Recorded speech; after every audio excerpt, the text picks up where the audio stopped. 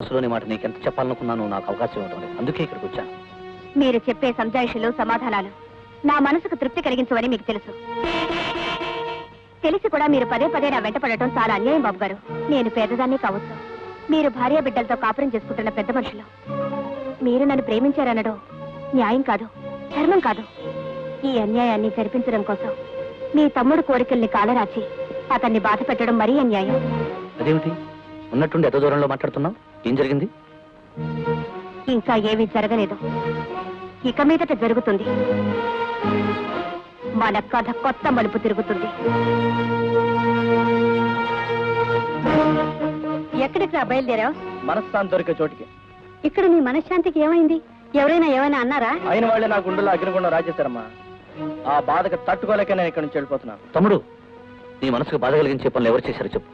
వాళ్ళు ఎవరైనా సరే దండిస్తాను. అలా చేసే అవకాశం లేదు కాబట్టి నేను ఇక్కడి నుంచి వెళ్ళిపోతున్నాను. ఆ లక్ష్మిని పెళ్లాడొద్దని నువ్వు చెప్పిన దగ్గర నుంచి వీడిలో ఏదో మార్పు వచ్చింది. ఇప్పుడు ఇంటి నుంచి వెళ్లిపోవడానికే సిద్ధమయ్యాడు. ఎరా, ఆ లక్ష్మిని పెళ్లి చేసుకోవడానికి వెళుతున్నావా? అలా జరగడానికి వీల్లేదు. అదన్నిటికీ జరగదమ్మా. ఒకవేళ నేను ఆ పని చేయదలిస్తే అందుకు అడ్డుపడే అవసరం నీకు తప్ప మరెవ్వరికి లేదని నీకు తెలుసు, నాకు తెలుసు. కానీ నేను ఇంటి నుంచి వెళ్లిపోవడం పిరికితనంగా పెళ్లి చేసుకోవడానికి కాదు. మరి ఎందుకయ్యా వెళ్లిపోవడం? ఇక్కడుండే వాళ్ళందరూ నీ మేలు కోరేవాళ్లే తప్ప నిన్ను బాధ పెట్టే వాళ్ళు ఎవరూ లేరుగా. తమ్ముడు, నీకు ఏ సమస్య వచ్చినా పరిష్కరించడానికి నా ప్రాణాలు సైతం ఇవ్వడానికి సిద్ధంగా ఉన్నాను. ఏం జరిగిందో చెప్పు. ఇంతమందిలో చెప్పడం ఇష్టం లేకపోతే నా గదికొచ్చి చెప్పరా. వెనకటికో కసాయవాడు గొర్రెను నరుకుతూ నీకే కష్టం వచ్చినా నేను తీరుస్తా అన్నాడట. నువ్వు చెప్పే భరోసా కూడా అలాగే ఉంది. నీకొచ్చిన సమస్యలో గొర్రెవరు, కసాయవాడెవరు? ఏమిటి నువ్వు మాట్లాడేది? వదినా, మీ ప్రశ్నతో నన్ను విసిగించకండి. అపకారం జరిగింది నాకైనా మిమ్మల్ని ఎదిరించే శక్తి లేక నేనే ఓడిపోయి పారిపోతున్నప్పుడు ఈ ప్రశ్నలు పంచాయతీలు అనవసరం. అవును తమ్ముడు, నీ మాటలను బట్టి నేనే నీకేదో అపకారం చేసినట్లు అనిపిస్తుంది. నాకు తెలిసినంత వరకు నేను ఏ తప్పు చేయలేదు. ఒకవేళ తెలియక చేసింటే చెప్పు తమ్ముడు, నా తప్పును సరిదిద్దుకుంటాను. అంటే నువ్వు చేసిన ద్రోహం ఏమిటో నేను చెప్పాక నీకు తెలీదా? మీ అన్నయ్య నీకు ద్రోహం చేశాడా? మళ్ళీ మరోసారి ఆ మాట అన్నావంటే ఏం చేస్తామా? తల్లి కాబట్టి కొట్టవు, అంతేగా కొట్టమా. నువ్వు నా ఒంటి మీద కొట్టినా, ఆయన గారు నా మనసు మీద కొట్టినా నేనేమి చెయ్యలేను కాబట్టి నా దాన్ని నేను వెళ్ళిపోతాను. వెళ్ళరా, వెళ్ళి గంగలో కలిసినా నాకు అభ్యంతరం లేదు. కానీ వెళ్లే ముందు అన్నయ్య మీద నిందలు వేసి వెళ్తే నేను ఒప్పుకోను. చెప్పు, అన్నయ్యకు క్షమాపణ చెప్పు. నేను చెప్పను. చెప్పకపోతే చంపేస్తాను. చెప్పరా, చెప్పరా. ఆగు.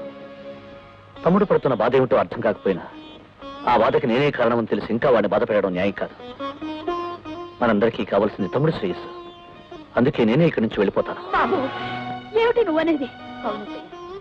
పెరిగి పెరిగి ఇలాంటి విషయాలు పెను తుఫాను కాకముందే ఎక్కడుండవలసిన వాళ్ళు అక్కడ ఉండడం మంచిది.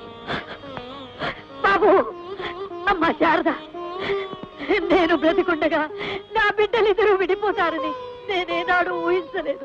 కానీ ఆ దురదృష్టం ఇప్పుడు పట్టింది. నీ వల్ల వీడికి ఏదైనా ద్రోహం జరిగిందనుకుంటే అందులో నాకు భాగం ఉండే ఉంటుంది. పదండి, మీతో పాటు నేను వస్తాను. వద్దమ్మా, తమ్ముడిని నువ్వు విడిచి మేము విడిచి వెళ్ళిపోతే వాడి మనసు బాధపడుతుంది. మేము ఎక్కడున్నా మీ కళ్ళ ముందే ఉంటామమ్మా.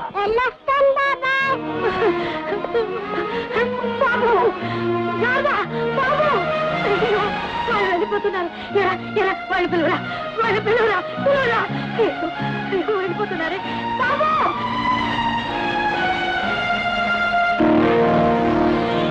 ఆ రోజు నన్ను బయటికి పంపిస్తావా? ఈ రోజు నీ బతుకేమైందిరా?